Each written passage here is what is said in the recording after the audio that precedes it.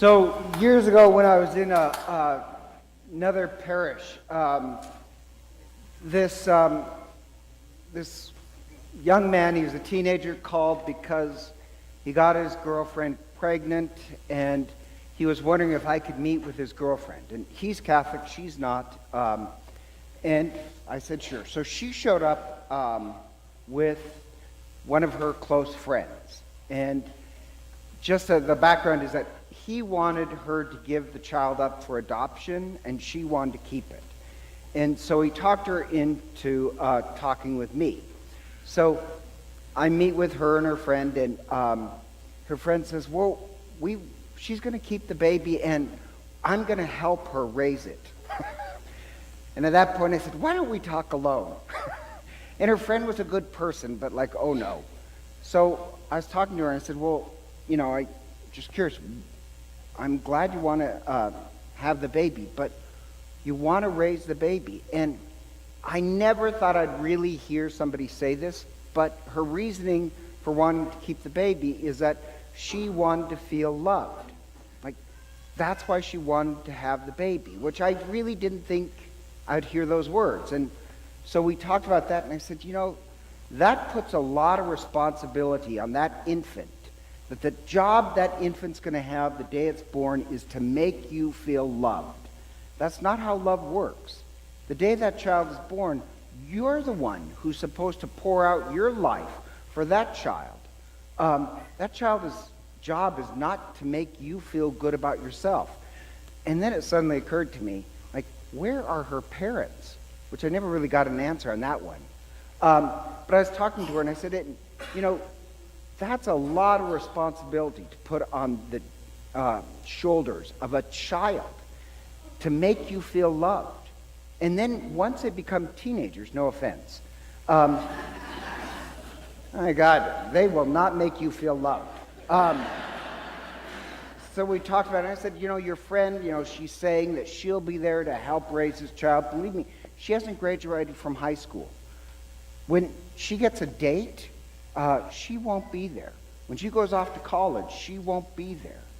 And so we talked about it, and the girl, actually, she left, and then she called like a week later, and she decided to give the child up for adoption, which I personally think is great. And her and her boyfriend just wanted to make sure it was a Catholic couple. But the odd part is that I really was shocked that somebody's would do that to a child, that their definition of love is that you've got to make me feel whole. That's a strange definition of love. And yet, a lot of people, I think, have that definition of love, that you make me feel whole. Or they have the same definition of faith. And you do find it very popular in the United States that faith is about God making me feel a certain way. And faith and love, they're essentially the same thing. But that's a really odd definition of love, and it's an odd definition of faith. And yet, look at American culture. You have this guy, he's a televangelist named Joel Osteen, and I'm sure he's a nice guy. I have no idea. I just know his theology. But he's a multimillionaire, and his theology is that faith, this is the definition of faith, that if you believe in Christ, then Christ will line your pocket with gold, and hurricanes will never hit you. That's still like a teenage girl's definition of love. That's not faith. And he may be a nice guy, I have no idea, but I don't know, it happened I think it was last year, that him and his wife were getting on a plane in first class, right? And his wife didn't think the seat was comfortable enough, so she demanded that they unbolt the seat and replace it so she have a nicer seat. And they said, we can't, we're ready to take off, this is your seat. And she didn't care, and they got so obnoxious that her seat wasn't comfortable enough that they delayed the flight and then got kicked off. I mean, it is tough flying first class. But it just shows that their definition is you have to make me feel this way. That's love and faith. That's not faith. That's why just Christ in the verse before today's gospel of last week, where Jesus reveals he's the Christ, but he says, but do not tell anybody. Why does he keep saying, do not tell anyone? Because he doesn't like the definition of Christ as being the one who's going to come and give you everything. No, it's actually much different definition. And so, like Christ, and I think this is amazing, when in the gospel Jesus is revealed as the Christ, it happens, if you remember last week, when Jesus says that he wants to establish this church, this institution that will last, that will defeat the gates of hell. And if you're wondering what the gates of hell are, review last week's homily. All these forces that denigrate human life, this institution will stand against it. And how we're going to do it is by the definition of what Christ is going to show us. He's going to lead us to suffer and die for other people. And we'll defeat the gates of hell by following a Christ who pours out his life for other people, not one who takes and takes and takes. And it's kind of interesting because at this point in the Gospel of Matthew, Jesus will be called Jesus Christ. And Christ is not his last name. It's a definition of who he is. And he defines the Christ as somebody who pours out his life for other people. And when Peter hears this in today's gospel, Peter takes Jesus aside and said, oh, boss, that's not going to play in Peoria. What Peter wants is the Christ of Joel Osteen, the Christ who's going to give us gold and wealth and never any problems. And Jesus turns his back to Peter, and in Greek he says, Peter, you are a stumbling rock. Remember, his name Peter means rock. He says, on this rock I will build my church. And then he turns around and rebukes him and says, Peter, now you're not being the rock in which we're building the church. You're being a stumbling rock.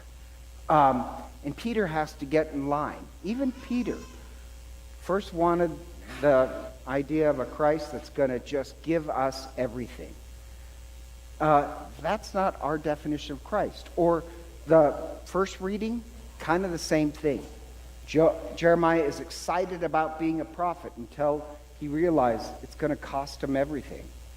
Or Paul. I love Paul, that second reading, where Paul says, he urges the people, become a living sacrifice. Do not conform yourself to the way of the world.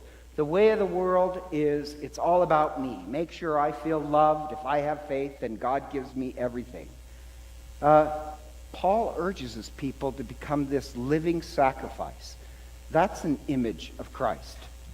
That's the Jesus Christ that we follow. So, by the way, anytime you hear the phrase Jesus Christ, in the Gospel of Matthew, what it means is the Christ that's going to demand that out of love, we pour out our lives for each other.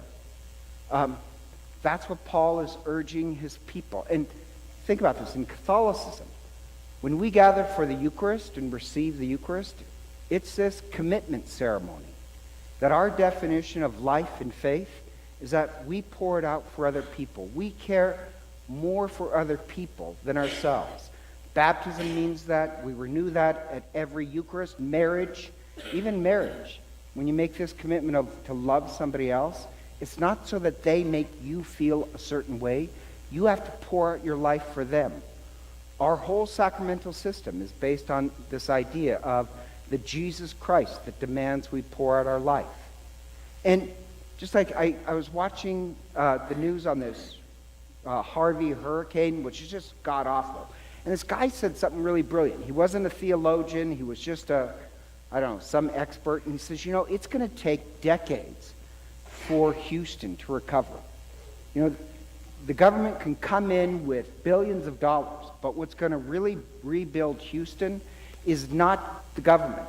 This is too big for just government to take care of. How Houston is going to be rebuilt, if it is going to be rebuilt, is because people are going to care about other people and pitch in and take care of each other. And we'll rebuild the city together. So he said, it's not the government who's going to rebuild the church. Rebuild Houston. He said, it's churches and people that truly believe in love and helping other people. To me, that's an image of Jesus Christ. If everybody's selfish, that it's all about me, then Houston won't get rebuilt. It will be rebuilt by people who really do believe in the way of self-sacrifice, that you care for other people more than yourself. If your definition of love and faith is basically you have to make me feel a certain way, you're a teenage girl. Our definition is that what it means to be a true Christian is that we pour out our life for other people. That's the Jesus Christ we follow.